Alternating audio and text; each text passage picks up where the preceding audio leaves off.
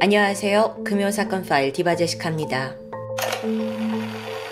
2001년 12월 13일 아침 9시 서울 송파구 잠실파출소로 분당에 있는 한 병원 관계자가 전화를 걸어왔습니다. 지금 환자 한 명이 치료 중인데 입원해야 돼요. 근데 가족과 연락이 닿지 않거든요. 병원 측은 입원을 하기 위해서는 가족 동의가 필요하니까 경찰에게 대신 가족을 찾아달라는 요청이었죠. 해당 환자는 44살의 남성 김중호였습니다. 경찰은 그의 신원을 조회했고 즉각 주소지로 출동하게 돼요. 9시 15분 경찰은 김 씨의 거주지인 잠실 주공아파트 401호에 도착했습니다. 그런데 아무리 초인종을 누르고 한참을 기다려도 응답이 없어요. 다들 외출을 한 걸까 싶었지만 경비원에게 물어보니 이 집 사람들은 주로 집에 있다면서 의아하다는 반응입니다. 수상함을 느낀 경찰이 119 구조대를 요청하게 되는데 당시 가족에게 연락을 하러 간 거지 범죄와 관련된 출동이 아니었잖아요. 그래서 강제로 문을 뗄 수 없었기 때문입니다. 얼마 후에 도착한 구조대가 베란다 창문을 통해서 집 안으로 조심히 들어섰는데 그들의 눈앞에 펼쳐진 광경은 도저히 믿을 수 없는 지옥과도 같은 모습이었습니다.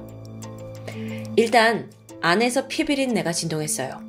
그리고 안방에서는 아직 초등학생으로 보이는 어린 남자아이와 여자아이가 피를 흘린 채 숨져 있었죠.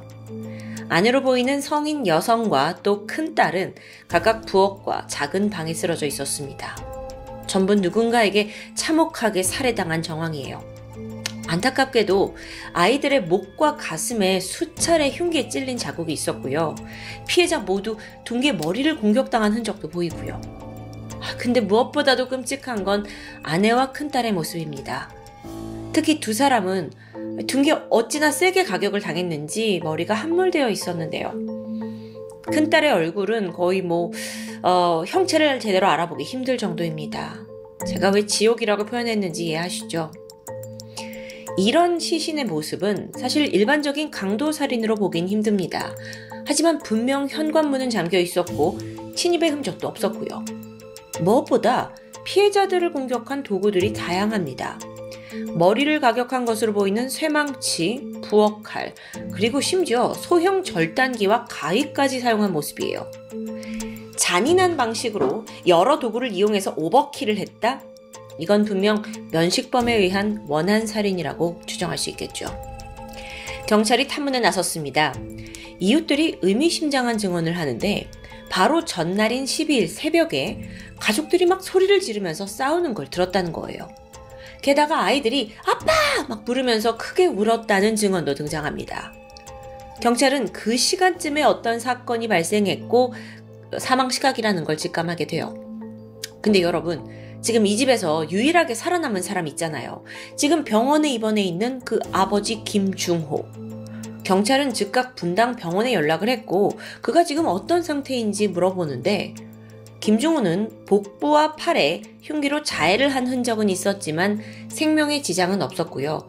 피를 많이 흘려서 긴급 수술을 했다는 답변이 돌아옵니다. 자, 우선 명백하게 김중호는 이 집의 가장이었습니다. 그리고 죽은 피해자들은 아내와 자식이었어요. 그래서 경찰이 일가족 살인사건의 피해자로 아버지 김중호를 지목했고 신속하게 분당 병원으로 달려갔죠. 경찰과 마주한 김중호는 정신이 또렷한 상태였습니다. 그러면서 경찰에게 순순히 자기가 가족들을 살해한 게 맞다고 자백해요. 아내가 이혼을 요구해서 화가 났고 때문에 우발적인 범행을 저질렀다는데요. 그리고 이제 자해를 했잖아요. 자기도 죽으려고 했는데 실패했다는 스토리입니다. 와, 이 경악할 만한 사건이 전해지면서 잠시 후 막 기자들이 몰려들었죠. 이때 김중호는 기자들 앞에서 아내가 상습적으로 바람을 펴서 제가 화가 났습니다. 그래서 또 우리 자식들도 모두 나를 싫어하고 내가 오죽하면 죽였겠어요? 이러면서 막 너무 뻔뻔하게 피해자 코스프레를 하는 거예요. 물론 가장이 아내와 자식을 죽이고 스스로 이렇게 극단적인 선택을 하는 사건은 전에도 존재했습니다. 하지만 고작 미성년자 아이들 셋을 한꺼번에 살해했다? 이건 정말 대한민국에 유례없는 케이스였죠. 그래서 당시 뉴스와 신문에서는 인간의 탈을 쓴 악마라고 김중호를 표현했을 정도예요. 너무 궁금하지 않은가요? 도대체 김 씨는 이 가족에게 어떤 원한이 있었길래 뭐가 그렇게 화가 나서 모두를 살해하냐고요. 김중호에 대해서 좀 더 알아보면 개인 택시 일을 하던 그가 1989년 9월에 지인의 소개로 아내를 만나 결혼합니다. 당시 아내 이 씨에게는 5살 된 딸이 하나 있었어요. 가족 중에서도 가장 잔인하게 살해됐던 그 큰 딸이 실제로는 김중호와 혈연관계가 아닌 의붓딸이었던 거죠. 결혼하고 1년 뒤인 1990년과 또 92년에는 김중호와 아내 사이에서 각각 딸과 아들이 태어납니다. 이렇게 총 5식구가 구성이 되고 행복하게 살던 중에 1995년 불화가 시작됐죠. 김중호가 원래부터 좀 술버릇이 심한 편이었다고 합니다. 술에 취해서 툭하면 아내에게 폭력을 휘둘렀고요. 그런데 여기에 또 경제적인 사정까지 힘들어지면서 아내는 낮에는 요구르트 배달을 했고요. 밤에는 단란주점에서 주방 일을 해야 했는데요. 그렇게 힘들게 버티고 있는 아내를 김중호는 오히려 의심의 눈길로 쳐다봤죠. 단란주점에서 일한다는 게 문제였어요. 그러면서 당신 혹시 접대부 하는 거 아니야? 라면서 툭하면 의심하는 겁니다. 아내의 귀가가 늦어질 때마다 그는 격분했다고 하는데 몰래 바람 피우는 거 아니냐면서 손찌검을 했고요. 근데 이게 끝이 아닙니다. 김중호는 아내를 향한 불만을 느닷없이 그 의붓딸, 큰딸에게 퍼부었어요. 그리고 그건 성추행으로 이어졌고요. 그는 어느 날부터 큰딸의 방에 몰래 들어가기 시작합니다. 그리고 절대 용납할 수 없는 짓을 저질렀죠. 그걸로도 모자라서 1999년부터는 자신의 친딸인 그 작은 딸에게도 손을 뻗쳤습니다. 죽일 놈이에요. 결국 참다 못한 아이들이 엄마에게 이 모든 사실을 털어놓았고 분노한 아내 이 씨가 2001년 9월 남편 김중호를 고소합니다. 9월 22일에 그 김중호가 아동 청소년 성보호법 위반 그리고 상습 폭행 혐의로 구속 기소가 됩니다. 그리고 재판을 받게 되는데 징역 2년에 집행유예 3년형을 받게 되죠. 집 안에서 아버지에게 성적으로 당한 사건인데 겨우 2년에다가 어차피 집행유예라 감옥엔 가지 않아요. 이렇게 가벼운 형량을 받았던 건 성추행은 인정하지만 성폭행이 아니라는 이유 때문이었습니다. 가족들은 이 판결에 불안에 떨었고 반면 김중호는 분노와 복수심을 키우고 있었고요. 고작 2달간의 구치소 복역을 마친 김중호가 11월 30일에 출소합니다. 그리고 그날로부터 열흘 뒤인 2001년 12월 12일 밤 11시에 자기 가족이 살고 있는 송파구 잠실 주공 아파트 초인종을 눌렀죠. 당시 그는 소주를 잔뜩 마신 상태였습니다. 아내하고 마주해서는 이혼만은 참아달라 라면서 사정합니다. 이게 이제 가정을 깨고 싶지 않다 이게 아니라 또 다른 이유가 있었는데 바로 자신의 유일한 재산이나 다름없던 이 개인 택시 때문이었어요. 이혼의 그 위자료 문제로 김중호 택시가 가압류당한 상태였거든요. 그러니까 택시까지 아내에게 뺏긴다면 밥줄이 끊기잖아요. 그것 때문에 두려웠던 겁니다. 하지만 아내의 태도는 완강했죠. 그러면서 나가달라고 김중호를 쫓아내게 되는데요. 이때 이 자식들, 특히나 딸들도 그의 편이 아니었습니다. 특히나 그 큰딸은 엄마와 합세해서 김중호를 내쫓으려고 소리를 질렀고요. 그런데 여러분, 이 사건에서 그러니까 그날 현장에 있었던 사람들 중에 유일하게 생존한 사람은 가해자 김중호 본인뿐입니다. 그래서 그날 어떤 일이 있었는지는 사실 김중호의 증언에 의존할 수밖에 없어요. 한계가 있죠. 지금부터는 어디까지나 김중호의 주장을 토대로 구성된 전말입니다. 그는 막 자기를 쫓아내려고 하고 막 나쁜 놈으로 몰아가는 아내와 큰딸에게 순간적으로 큰 배신감을 느꼈어요. 그래서 즉각 안방으로 달려가더니 침대 밑에 있는 공구함을 꺼냅니다. 안에는 망치 외에 다양한 도구들이 있었죠. 그 중에 가장 무게가 나가는 쇠망치를 들었고 아내 이 씨에게 휘두릅니다. 이 씨가 망치에 맞아 기절했어요. 근데 그럼에도 불구하고 김중호는 그녀의 머리를 10번도 넘게 더 타격합니다. 한편 이 충격적인 상황을 막 말리고 있던 큰딸에게 그가 망치를 휘둘러요. 특히나 이 큰딸은 눈엣가시 같은 존재였을 겁니다. 그래서 얼굴을 더 집중적으로 가격해서 짓뭉개 버린 거죠. 그의 망치에서는 핏물이 뚝뚝 떨어지고 있었어요. 근데 이게 끝이 아니죠.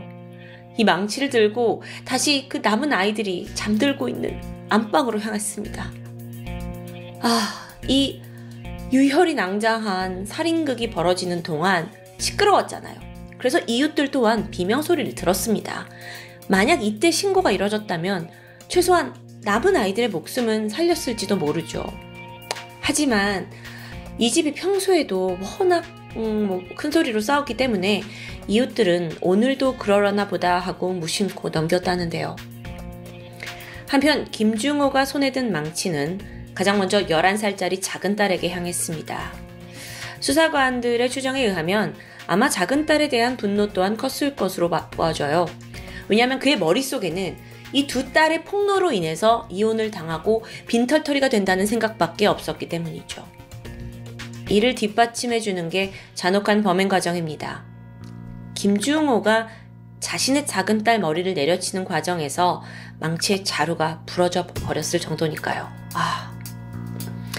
자, 망치가 부러졌습니다. 그러자 김중호는 소형 절단기와 가위를 꺼내듭니다. 그리고 바로 아들도 살해했죠. 나의 집에서 처자식 4명을 모두 살해한 후 그의 심정은 어땠을까요? 사건 직후 그는 집을 떠나서 택시를 타고 분당으로 향했습니다. 거기서 한동안 시내를 배회하다가 그 가지고 있던 소형 절단기로 배와 팔을 긋는 행위를 했고 그러다 행인의 신고로 병원으로 옮겨졌던 거예요. 여러분, 정말 어떻게 이런 사건이 있을 수 있죠? 그가 검거되었고 재판이 시작됩니다. 그런데 김중호가요, 끝까지 자기의 죄를 합리화해요. 자기가 딸들에게 저지른 성추행은 강력히 부인했고요. 아내가 이혼을 하기 위해서 모든 걸 지어낸 거라고 주장했죠. 게다가 범행 당시에 소주를 꽤 마셨잖아요.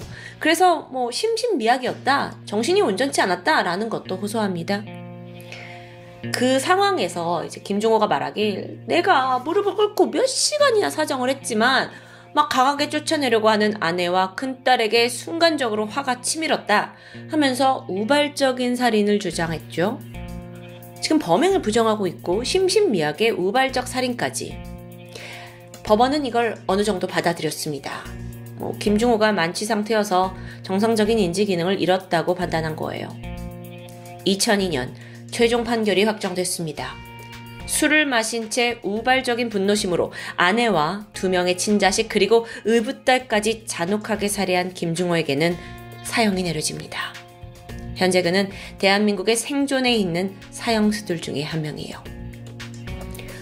물론 그가 법정 최고형을 받았지만 판결문의 일부는 여전히 의문을 남깁니다.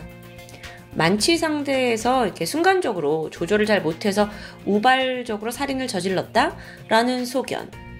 여기에 대해 일부 전문가들은 글쎄요, 우발적이지 않았다는 쪽에 더 무게를 두고 있습니다. 왜냐면 일단 그 안방에서 자던 아이들을까지 살해했잖아요. 화는 아내하고 큰딸에게 났다고 해요. 근데 왜 친자식까지 죽이냐는 거예요. 여기에 대해서 남은 아이들이 고아가 되도록 만드는 건 도리가 아니지 않습니까? 라고 말합니다. 근데 여기에 대해 전문가들은 이런 말이 오히려 그의 살인이 철저한 고의성에 의한 행위라는 걸 입증한다고 주장했어요. 적어도 그런 생각을 하는 동안 그의 머리는 냉철하게 작동했던 거니까요. 특히나 망치 자루가 부러졌던 거 기억하시죠? 그럼 그때 얼마든지 범행을 중지할 수 있습니다. 하지만 김중호는 그러지 않았고 초등학교 5학년, 2학년에 불과했던 친자녀들마저 모두 살해했고요. 그러고 보니까 아이가 이렇게 3명이나 자라고 있는 이 집에 베란다나 창고가 아니라 안방 침대 밑에 공구상자가 있었다는 것도 좀 이상하지 않은가요? 또 망치 자루가 부러진 이후에 소형 절단기를 갑자기 가지고 왔어요. 집에 소형 절단기 있으세요? 없잖아요. 이건 흔히 볼 수 있는 도구가 아니에요. 정말 이 범죄는 계획과 고의성 없이 발생한 우발적인 살인일까요? 이래서 의문이 든다는 거죠. 물론 그는 사형수입니다. 그나마 다행이죠. 오늘 소개한 이 잠실 일가족 살인 사건은요, 죽은 자는 말이 없다라는 표현이 특히나 가슴 아프게 느껴지고 있습니다. 그날의 상황을 진실 말해주는 건 현재까지도 범인 김중호 뿐이니까요. 사건이 발생한 지 벌써 20년이 지났습니다. 여전히 부모가 어린 자녀를 학대하고 또 살해하는 범죄는 줄지 않고 있죠. 그런데 자식이 부모를 살해하는 존속살해에 비해서 반대로 부모가 자식을 죽이는 비속살해의 경우 가중처벌이 없습니다. 그냥 일반 살인죄로 적용되죠. 의지와는 전혀 상관없이 어른들의 왜곡된 판단으로 죽음을 맞이하는 아이들. 옳지 않아요. 옳지 않아요. 극심한 공포 속에서 제대로 꽃도 피지 못한 채 사망한 이들이 부디 지금은 평안하기를 바랍니다. 지금까지 금요사건 파일 디바제시카였습니다.